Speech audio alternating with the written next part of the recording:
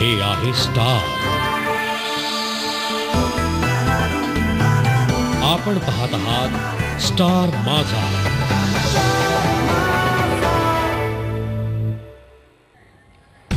नमस्कार, मी प्रसन्न जोशी. स्टार माझामध्ये आपल्या सगळ्यांचं स्वागत. दुपारचे 4 वाजता आहेत. बुलेटिनमध्ये सगळ्यात आधी पाहूयात हेड.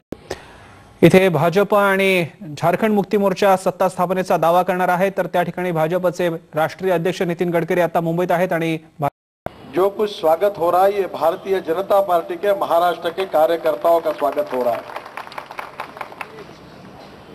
क्योंकि जो कुछ हम लोगों को मिला है उसके पीछे अनेक कार्यकर्ताओं ने जो परिश्रम किया है, बलिदान किया है, जीवन का समय दिया है. जब उपहास था, अपमान था, सत्ता बहुत दूर थी, ऐसे समय में जिन्होंने अपने पार्टी का काम किया है, ऐसे अनेक कार्यकर्ताओं के बलिदान के ऊपर, समर्पण के ऊपर हम लोग शिखर पर खड़े हैं, इसकी मुझे पूरी तरह से जानकारी है. हम ये कहते हैं कि हमारी पार्टी विथ ए डिफरेंस, और सही में ये हमारी विशेषता है. मैं राष्ट्रीय अध्यक्ष बना हूं, मुझे पता नहीं था. जब दिल्ली में गया तो 5 साल में मैंने कभी दिल्ली की रात नहीं दिखी थी, दिल्ली कभी गया नहीं था. मुझे लगा इतनी बड़ी जिम्मेदारी की इसकी कल्पना नहीं थी. जब मैं कल अपने चेंबर में बैठा था तो एक समय 4 मुख्यमंत्री आए थे और मैंने कहा बाकी तीनों को बिठाइए, एक एक से मिलता हूं. बहुत बड़ी जगह मुझे पार्टी ने दी. आप सबके कार्यकर्ताओं के शुभेच्छा और आशीर्वाद के कारण मैं अच्छा काम कर सकूंगा. और मैंने ये कहा दिल्ली में कि इस देश में अगर कोई बड़े पार्टी का अध्यक्ष बनना है तो प्रधानमंत्री के घर में जन्म लेना पड़ता है या उसके लिए उनके ब्लेसिंग के बिना कुछ नहीं होता. पर मैं तो पोस्टर चिपकाने वाला और दीवार पर, काली दीवार पर सफेद रंग लगाने वाला एक छोटा कार्यकर्ता था. कभी दिल्ली नहीं गया, मुझे कुछ पता नहीं था कि दिल्ली के रोड भी पता नहीं है. पर मेरे जैसा एक छोटा कार्यकर्ता भारतीय जनता पार्टी का अध्यक्ष हो सकता है, राष्ट्रीय अध्यक्ष हो सकता है. यही सबसे बड़ी विशेषता है, यही भारतीय जनता पार्टी की विशेषता है, और कोई पार्टी में नहीं हो सकता. और दूसरी आनंद की बात है कि देश में पार्लियामेंट में हम विपक्ष करके प्रमुख पार्टी है. सुषमा जी हमारी विपक्ष की नेता बनी और उनके साथ में गोपीनाथ राव जी भी वहां उपनेता बने हैं. गोपीनाथ राव जी को और मुझे दोनों को दिल्ली में एक महत्वपूर्ण भूमिका मिली है. पहली बार हिंदुस्तान के राजनीति में महाराष्ट्र से गए हुए नेताओं को एक अच्छा काम करने का अवसर मिला है. मैं मानता हूं हमारे दोनों के लिए कसौटी है, पर महाराष्ट्र के सभी कार्यकर्ताओं की जो शुभेच्छा और आशीर्वाद हम दोनों के पीछे खड़े हैं, उस ताकत के भरोसे मैं आपको विश्वास के साथ कहना चाहता हूं कि हम दोनों इतना अच्छा काम करेंगे कि पूरा हिंदुस्तान हमको याद करेगा. 2-4 चुनाव हार जीत होती है. दिल्ली में मुझे पत्रकार पूछ रहे थे, अभी तो आपके ये हार गए, वो हार गए, कैसे होगा पार्टी का. बोला ये कौन सी हार है. मुझे याद है जिस साल मैंने पार्टी में प्रवेश किया था तो पूना में प्रदेश कार्यकारिणी की बैठक थी. स्वर्गीय लक्ष्मणराव मानकर जी के साथ मैं महाराष्ट्र एक्सप्रेस से उतरकर पूना स्टेशन पर सुबह 6 बजे उतरकर निकल रहा था.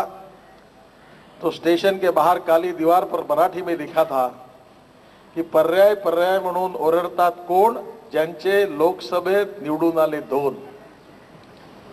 क्योंकि अटल जी भी चुनाव हार गए थे, तब लोगों ने कहा था कि यह पार्टी अब खत्म हो गई. हिंदुस्तान के राजनीति में इस पार्टी का कोई रिलेवेंस नहीं है.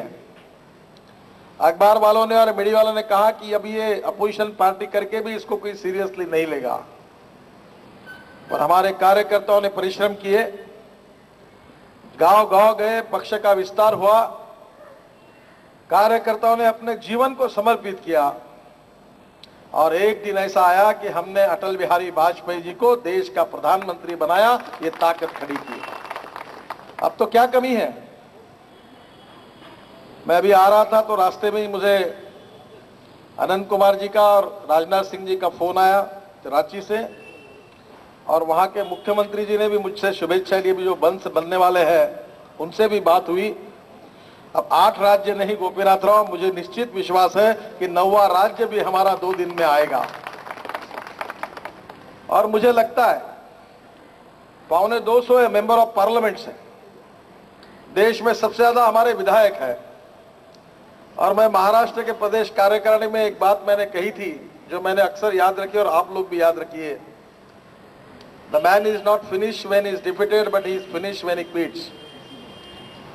युद्ध भूमि पर कोई पराजित होने से कोई हार नहीं जाता, तो जब युद्ध भूमि से भाग जाता है तब वो समाप्त होता है।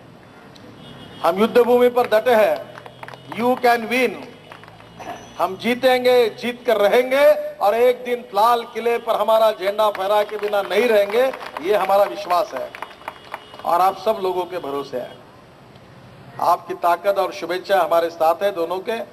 अब आपको मेरे पर जिम्मेदारी है कि मैंने दिल्ली में ऐलान किया कि 10% भारतीय जनता पार्टी का वोटिंग बैलेंस बढ़ाना है। शेड्यूल कास्ट हो, शेड्यूल ट्राइब हो, माइनॉरिटीज हो, अनऑर्गेनाइज सेक्टर के गरीब कामगार हो, उनके लिए हम काम करेंगे और इन सब घटकों को हमारे साथ जोड़कर फिर से एक बार एक नई ताकत, शक्ति हमारे पार्टी को हम सब लोग मिलकर मिलाकर देंगे। यही हम सबका संकल्प है। आपने हमारा बहुत अच्छा स्वागत किया है, मी आपल्या सगळ्यांचा अतिशय आभारी आहे। महाराष्ट्र आमचं घर आहे, दोघांचंही घर आहे। मी आज मुंबईला आलो तेव्हा पहिल्यांदा मला वाटलं की आपल्या घरी आलो। गेले अनेक दिवस दिल्लीत होतो, दिल्ली पण घर आहे, पण महाराष्ट्राची मजा काही और आहे। ज्या भूमीवर माझा जन्म झाला, जिथले आम्ही भूमिपुत्र आहोत, तिथल्या संस्कृतीला, तिथल्या इतिहासाला, तिथल्या कार्यकर्त्यांना आम्ही कसं विसरू शकतो। आणि म्हणून आम्ही सगळेजण तुमच्या शुभेच्छा घेऊन एक मोठ्या कामाकरता जातोय। तुमच्या शुभेच्छा, आशीर्वाद आमच्या मागे राहू द्या आणि आमच्या दोघांची एकच इच्छा आहे, राज्य नाही आलं काय हरकत नाही, पण पुढल्या वेळी अशी तयारी करू की महाराष्ट्राच्या विधानसभेमध्ये 100चा आकडा भारतीय जनता पार्टीने ओलांडला पाहिजे, एवढी ताकद आपण सगळेजण मिळून उभी करू। हे आव्हान स्वीकारून आपण आपल्या संघटनेच्या विस्ताराला कामाला लागू, शक्ती वाढवू आणि निश्चितपणे महाराष्ट्रातही परिवर्तन करू आणि देशातही परिवर्तन करू आणि ते आपल्या सगळ्यांच्या भरोश्यावर होणार आहे। ती शक्ती आपण सगळेजण निश्चितपणे मिळवाल हा माझा विश्वास आहे। पुन्हा एकदा आपल्या सगळ्यांचं अभिनंदन, आभार, धन्यवाद। जय हिंद, नमस्कार। आता या ठिकाणी आपले नेते इथेच आपल्याला उपलब्ध राहणार आहेत। हे होते नितीन गडकरी, भाजपचे नवनिर्वाचित पक्षाध्यक्ष। अनेक मुद्द्यांना त्यांनी स्पर्श केलेला आहे आपल्या भाषणामध्ये। त्याच्यामध्ये प्रामुख्याने भाजप कशा प्रकारे पार्टी विथ डिफरन्स आहे, कशा प्रकारे आपल्याला भाजपचा जनाधार 10% वाढवायचा, असे अनेक मुद्दे त्यांच्या बोलण्यात होते। प्रामुख्याने त्यांनी एक घोषणा इथं मुंबईमध्ये केलेली आहे ज्याला फार महत्त्व आहे, ते म्हणजे आगामी विधानसभा निवडणुकीत भाजपला, भारतीय जनता पक्षाला 100चा आकडा क्रॉस करायचा आहे, गाठायचा आहे। ही घोषणा अतिशय महत्त्वाची आहे। यात त्यांनी शिवसेनेचं नाव घेतलेलं नाही, तर एकट्या भाजपने 100 जागा क्रॉस करायच्या असं म्हटलेलं आहे। महत्त्वाची घोषणा आहे, अतिशय फॉर्म मध्ये दिसत आहेत नितीन गडकरी। आता ते काय आपल्या या घोषणेच्या अनुषंगाने कार्यप्रणाली समोर आणणार हे पाहणं महत्त्वाचं ठरेल। यानंतर आपण बुलेटिनमध्ये घेऊयात एक छोटासा ब्रेक। तुम्ही पाहत रहा स्टार माझा।